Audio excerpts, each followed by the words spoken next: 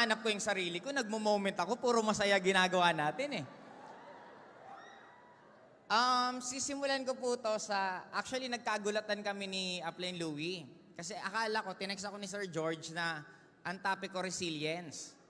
Akala ko ako lang yun. Yun pala, lahat kami, yun ang topic namin. Kaya pangalawa pa lang po to. But anyway, simulan po natin to sa, ang mundo natin, may tinatawag na game of life. Kaya po siya tinawag na game of life kasi meron po siyang rules. And I'm sure lahat na nandito ngayon sa Inares na to, ito yung mga tao na gustong-gusto nilang baguhin buhay nila. Tama po ba?